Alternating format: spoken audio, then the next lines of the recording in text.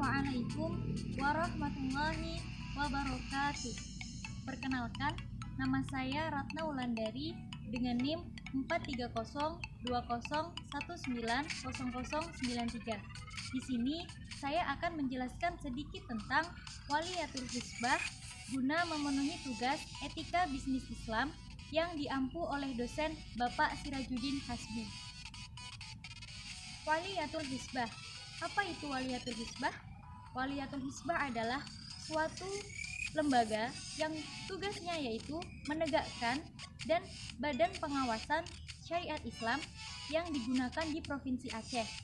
Nah, Waliyatul Hisbah ini adalah suatu sebutan atau panggilan yang digunakan oleh masyarakat umum serta diberitakan. Hisbah ini adalah satuan polisi pramong praja yang gunanya yaitu untuk memelihara serta menegakkan hukum, kemudian peraturan gubernur, ketetapan gubernur sebagai badan penyidik, badan sosialisasi, pengawasan, pendidikan, serta pelaksanaan pembantuan hukum-hukum di negara dan di daerah tertentu.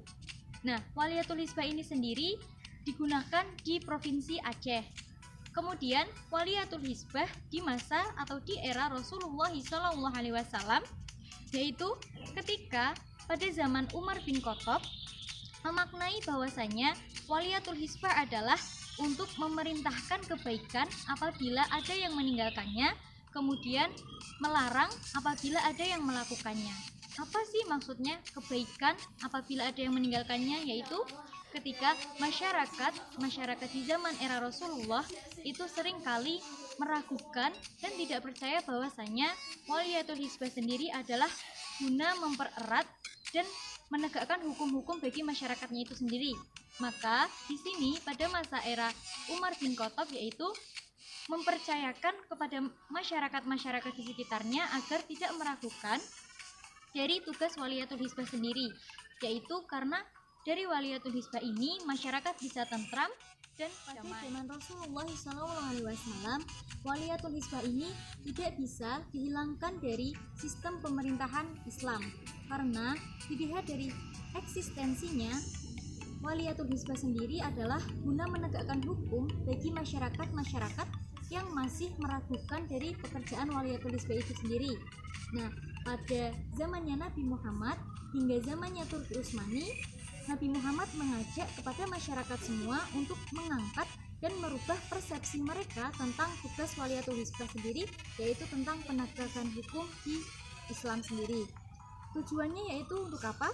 Satu, untuk menegakkan hukum, dan dua, sebagai fungsinya yaitu pengawasan masyarakat yang mengenai hukum-hukum. Kedudukan Nabi Muhammad SAW saat ada Waliyatul Hisbah adalah menjadi dua, yaitu sebagai Rasul dan sebagai pemerintahan di negaranya, yaitu negara Madinah. Nah, kemudian Nabi Muhammad sendiri mengajak para sahabatnya atau para Rasul untuk menyelesaikan masalah-masalah yang terjadi masyarakat di daerah Madinah tersebut. Kemudian dari lembaga-lembaga itulah dan dalam banyak masalah Nabi Muhammad bermusyawarah kepada sahabatnya sehingga menemukan solusinya, yaitu menjelma menjadi ahl al-hal wa al-aqad, yaitu untuk menegakkan hukum-hukum yang bagi masyarakat yang masih meragukan Waliyatul Hisbah itu sendiri.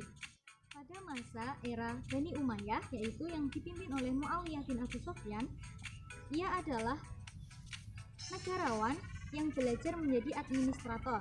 Nah, di Bani Umayyah ini adalah merupakan era sistem administrasi Islam yang guna dilakukan sebagai bisnis dalam negaranya sendiri.